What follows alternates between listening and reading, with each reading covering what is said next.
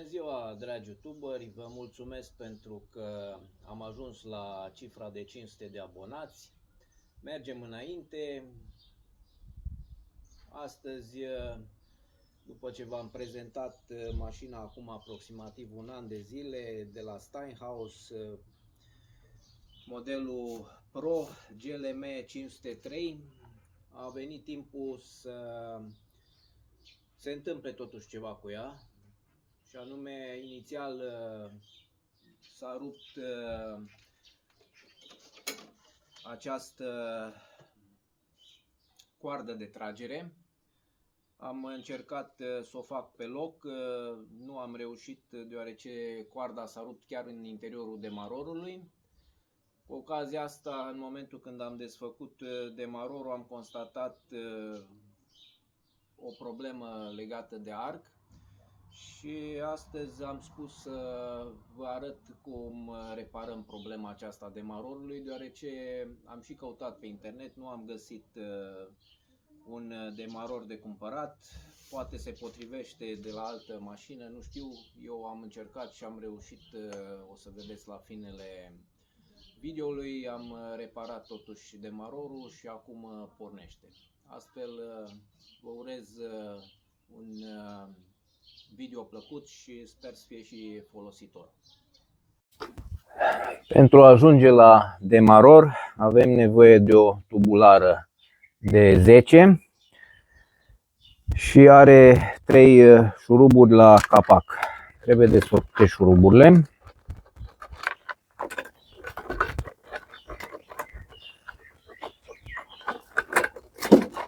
De fapt sunt piulițe. Șuruburile rămân fixe.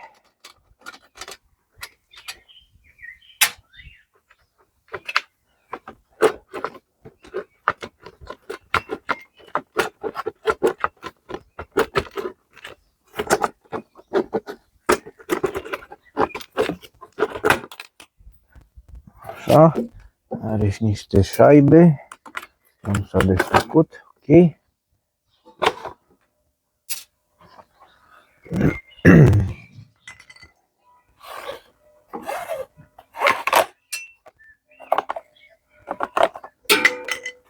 Bun, asta e capacul și aici este demarorul. Demarorul se scoate afară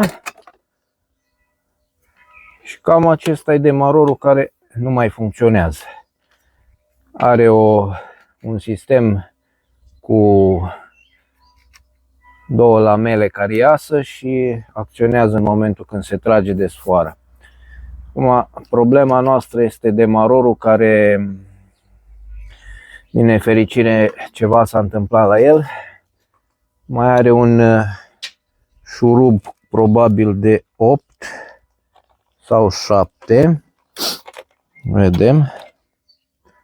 Da, ce avem aici? Nu se mai vede bine.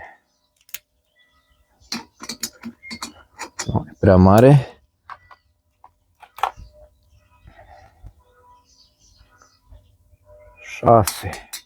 Șase. Deci cu o tubulară de 6 se deschide acest șurub.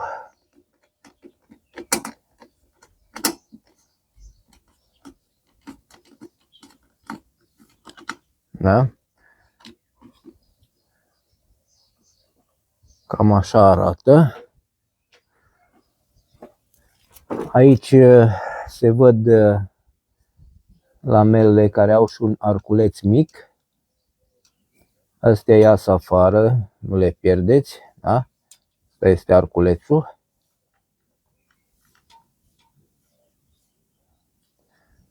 Și ele se pun cu arculețul să le țină blocate, doar când tragem de el va ieși în afară.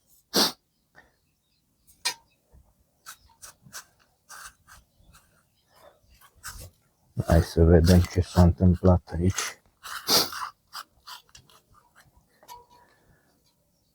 Da, se vede, arcul a sărit de la locul lui.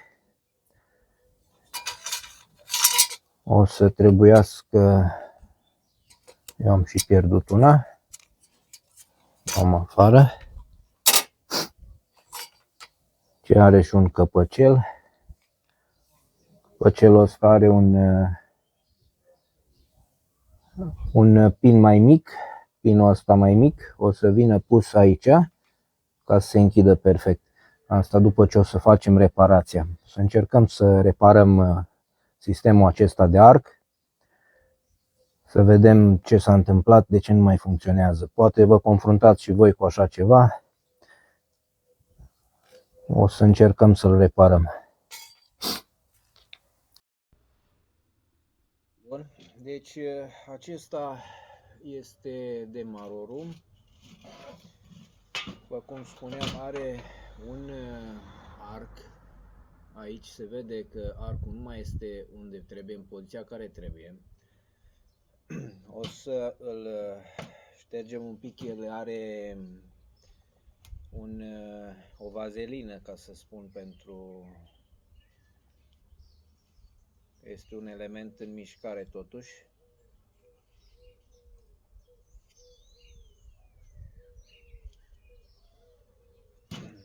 Așa. Să avem un patent, un lește cu cioc și să vedem dacă scoatem arculețul de aici. Se vede că el nu mai stă în poziția care trebuie. El ar trebui să stea undeva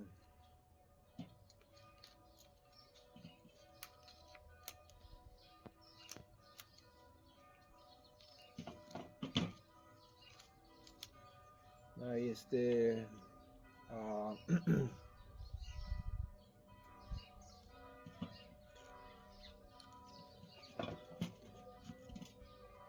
am ajuns în situația asta.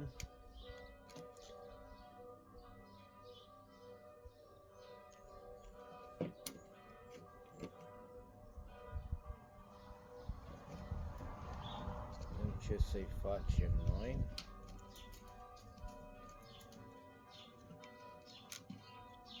O să-l aducem în poziția care trebuie.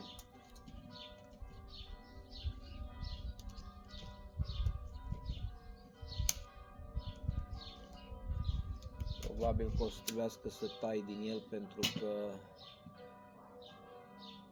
el nu mai are poziția care trebuie, așa că eu o să încerc efectiv să-l scurtez undeva prin zona asta. Este foarte îndoit, eu chiar o să trebuiască să fac lucrul ăsta, n-am ce să-i mai fac. Să-l scurtăm undeva în poziția asta și acesta va trebui să stea după. Deci ăsta trebuie să copieze aici cercul și după ce o să-l tai o să vă arăt mai departe ce e de făcut. Da? Sper că se vede destul de bine. Da? Arcul, bucățica care era cu probleme, am tăiat-o și acum arată ceva de genul acesta. Iar cu un patent încercăm să-l aducem într-o poziție naturală, da? În care să copiem acest inel. După ce o să mă chinui puțin să fac lucrul ăsta, pentru că totuși e un arc, din ce văd este un arc relativ moale, o să vă arăt rezultatul final și să sperăm că o să și funcționeze. Eu l-am pus la o distanță de un patent, bucata asta, da? Am îndoit-o pentru că așa va trebui. De ce spun asta? Aici pe carcasa asta de marorului există o lamelă, sper că se vede, după care va trebui practic să fie acest arc. Deci este exact distanța unui patent din ce se vede, da? Între timp să mă chinui să-i fac forma dorită. S-ar putea face și cu, poate o să încerc să văd cu o lampă, să încălzesc un pic în timp ce copiez forma, s-ar putea să funcționeze copierea o idee mai bine. Haideți să vedem rezultatul. După un pic de muncă, acum vine pus ultima spiră. Tot timpul trebuie ținut apăsat să nu plece arcul.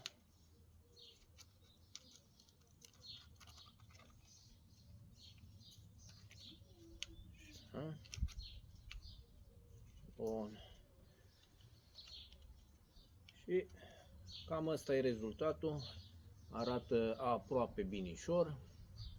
Da? Cu mențiunea că aici mai trebuie să îl îndoim. În rest este, zic eu, bine. Încercăm să vedem dacă mai reușim să îi dăm un pic de formă.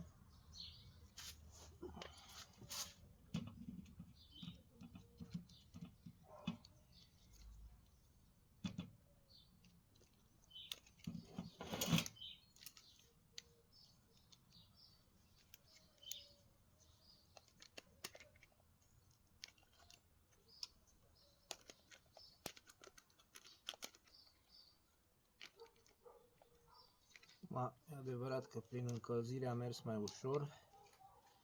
Bun. Acum ăsta de aici trebuie să vină cât mai aproape.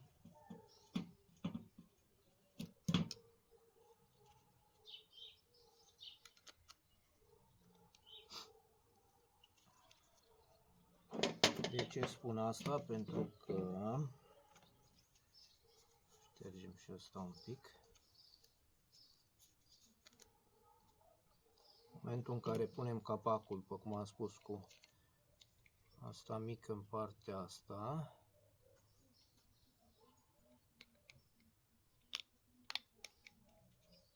așa. Și aici trebuie să apăsăm un pic pe asta, văd că a plecat la plimbare. Ok. Da.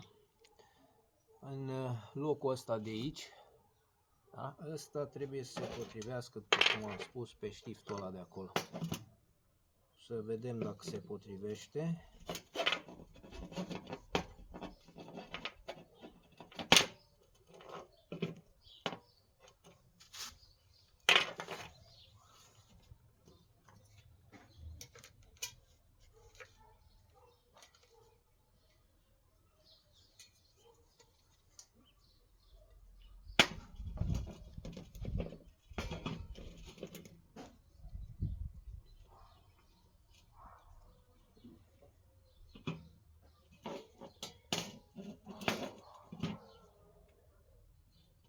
Momentul când îl punem, sfoara trebuie să fie adunată.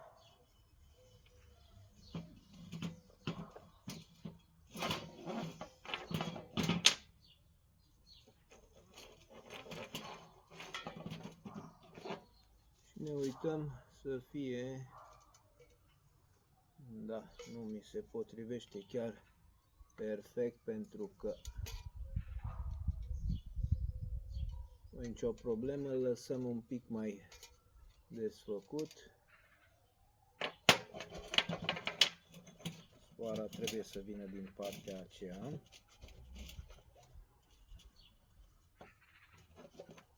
Așa. Nu cred că a intrat unde trebuie.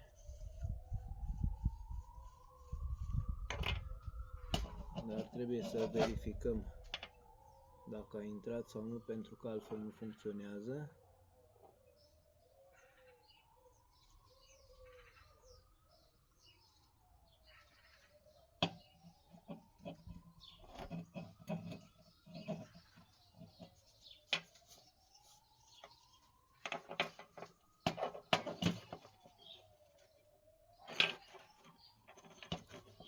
Sfoara mea nu este bine adunată.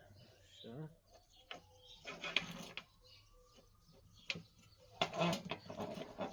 Ce mai dificilă un pic.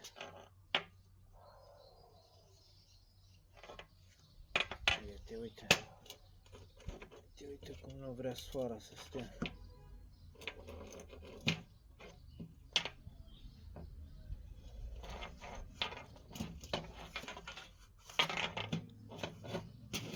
Ce văd s-ar putea să fie unde trebuie.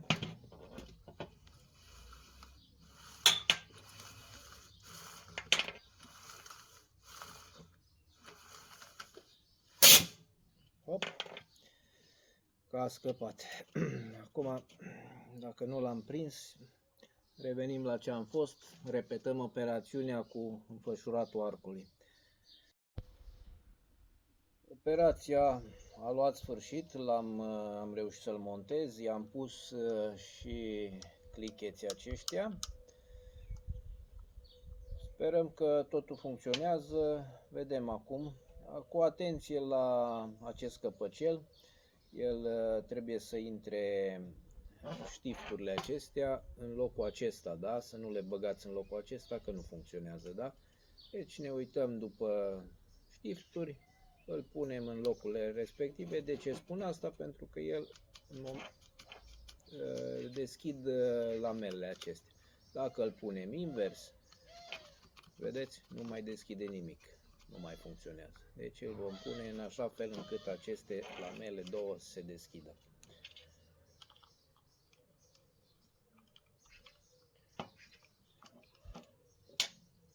O să mai necesite ungerea lui, dar prima dată să vedem că funcționează. Da? Ok.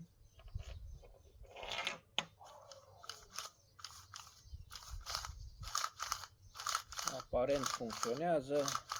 Acum va fi montat înapoi cum l-am desfăcut de pe mașina de tuns și sperăm că funcționează. Am montat tot sistemul înapoi.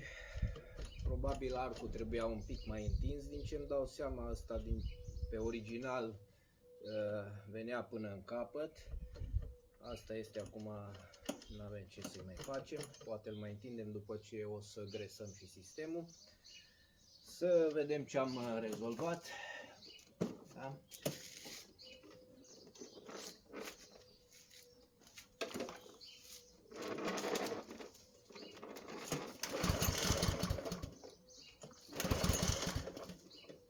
Aici.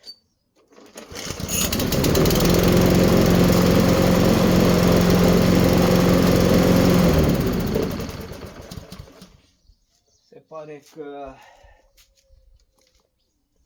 operația a avut succes de data asta. O să rămână să-l degresăm, să-l gresăm cu niște vazelină un pic. Eu am un fel de spray siliconic, nu știu dacă e bine, dar asta am acum la momentul ăsta respectiv. O să facem roșii de vazelină. Încă o dată vă mulțumesc pentru că îmi urmăriți canalul și odată cu venirea primăverii spre vară mai am foarte multe pentru dumneavoastră. Până data viitoare vă mulțumesc frumos pentru că sunteți abonați și îmi urmăriți canalul. O să încerc să fiu cât mai de folos pentru dumneavoastră. Mulțumesc frumos, la revedere!